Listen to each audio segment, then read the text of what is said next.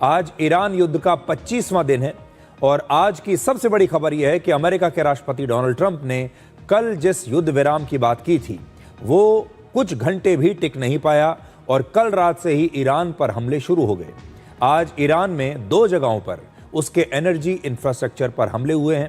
पहला, ईरान के खुर्रम शहर में एक पावर प्लांट की गैस पाइपलाइन पर हमला हुआ, लेकिन इस प्लांट को कोई खास नुकसान नहीं हुआ। और दूसरा, ईरान की फार्स न्यूज़ एजेंसी के मुताबिक इस्फहान शहर में हुई एक हवाई हमले में एक गैस प्लांट को नुकसान हुआ है और ईरान का आरोप है कि ये हमले अमेरिका और इजराइल ने मिलकर किए हैं।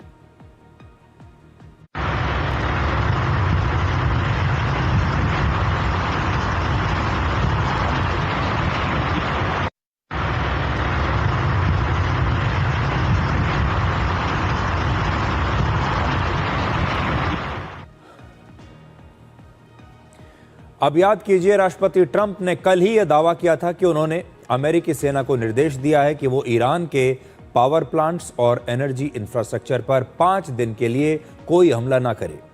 इजराइल ने कहा है कि उसके फाइटर जेट्स ने आज तेहरान में एक बड़ा हमला किया है। ईरान की इस्लामिक रेवोल्यूशनरी गार्ड कोर के इंटेलिजेंस डिपार्टमेंट और इंटेलिजेंस मिनिस्ट्री सहित 50 लक्ष्यों पर हमले किए गए हैं। ये वो ठिकाने हैं जहां पर ईरान इस युद्ध की प्लानिंग और बड़े बड़े फैसले करता है।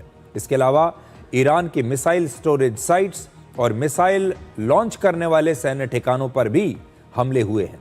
ईरान भी इन हमलों का जवाब दे रहा है और ईरान ने तेहरान में एक फाइटर ड्रोन को भी मार गिराया। ईरान ने इजराइल के टेल अवीव शहर और वहां के एयरपोर्ट पर मिसाइल से कई हमले किए हैं, जिसमें काफ़ी नुकसान होने की बात कही गई है। और ईरान ने हाइफा में भी इजराइल के इंफ्रास्ट्रक्चर पर ड्रोन हमले किए हैं।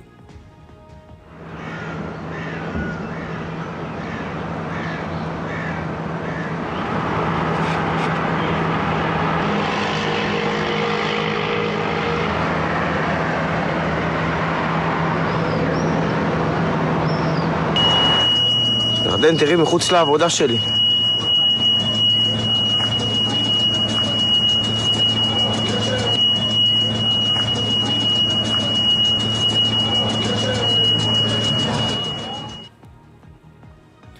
अब देखिए, सिर्फ इजराइल ही ऐसा नहीं है जो हमले कर रहा है, अमेरिकी सेना भी ईरान पर लगातार हमले कर रही है। आज सुबह अमेरिकी सेना ने अपने aircraft carrier USS Abraham Lincoln से फाइटर जेट्स को लॉन्च करने का एक वीडियो जारी किया है। इससे पहले कल रात राष्ट्रपति ट्रंप के बयान के बाद अमेरिकी सेना ने ईरान के सैन्य ठिकानों पर हवाई हमले का ये वीडियो भी शेयर किया है। यानी आप इस बात को समझिए कि अमेरिका के राष्ट्रपति कल ये घोषणा करते हैं कि 5 दिन के लिए वो युद्ध विराम कर रहे हैं, लेकिन उस घोषणा के कुछ ही घंटों के बाद अमेरिका की सेना ईरान पर फिर से हवाई हमले शुरू कर देती है और उसके वीडियो भी जारी करती है। और ईरान भी हमले कर रहा है, इजराइल भी हमले कर रहा है। यानी आज इस समय की स्थिति यह है कि कोई सीज फायर नहीं हुआ है, कोई युद्ध विराम नहीं हुआ है। हमले जैसे पहले चल रहे थे वैसे ही आज भी चल रहे हैं। कल ईरान ने किसी भी प्रकार की बातचीत से इनकार किया था। ईरान ने कहा था कि अमेरिका से हमारी कोई बातचीत नहीं हुई है, हमें कोई कॉम्प्रोमाइज़ नहीं करना है और हमारी जो पहले स्थिति थी हम उसी पर अड़िग हैं, हम बदलेंगे नहीं और ना ही हम कोई समझौता करेंगे। और वही स्थिति आज भी बरकरार है। अब देखिए कि अमेरिका ने कौन कौन से वीडियो आज जारी किए हैं जिसमें वो खुद दिखा रहे हैं कि वो ईरान पर कैसे उन्होंने हमले किए।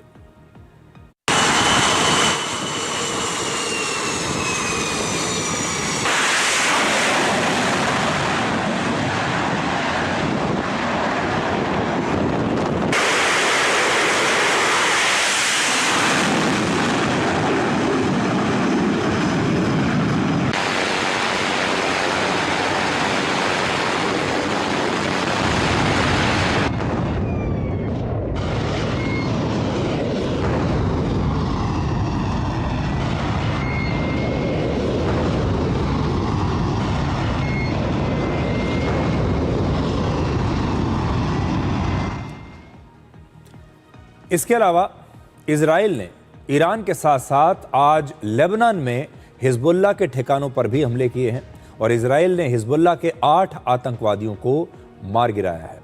इजराइल ने हिजबुल्लाह के उन पेट्रोल पंप्स पर हमले किए जिससे उसे इजराइल के खिलाफ आतंकवादी हमले करने के लिए फंडिंग मिलती थी।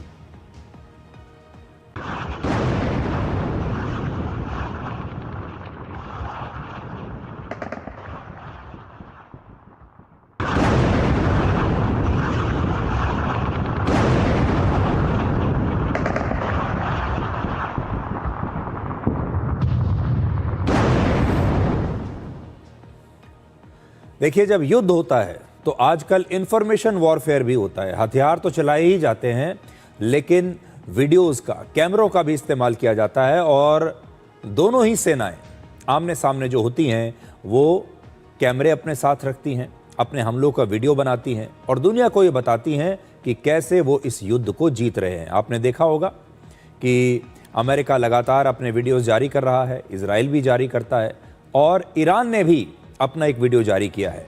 ईरान ने अपनी अंडरग्राउंड मिसाइल्स और ड्रोन्स के एक सैन्य ठिकाने की नई तस्वीरें जारी की हैं, जिससे यह पता चलता है कि ईरान के पास अब भी बहुत हथियार बचे हुए हैं। इन अंडरग्राउंड सैन्य ठिकानों को मिसाइल सिटी भी कहा जाता है और अब आप इन तस्वीरों को देखिए।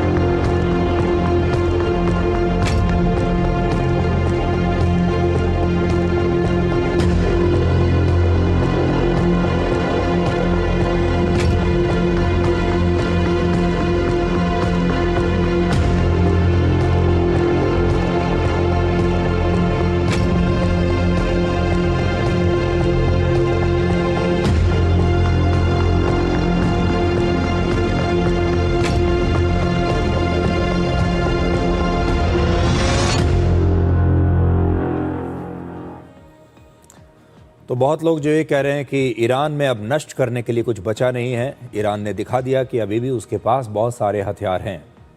ईरान युद्ध अब डिजिटल दुनिया के लिए भी एक खतरा बन रहा है। जैसा हमने आपको लगातार बताया था कि ईरान ये धमकी दे रहा है कि आसपास के जो भी खाड़ी देश हैं, वहाँ पर जो बिजनेस सेंटर्स हैं, वहाँ पर जो बैंक्स हैं, उन सबको निशाना बनाया जाएगा।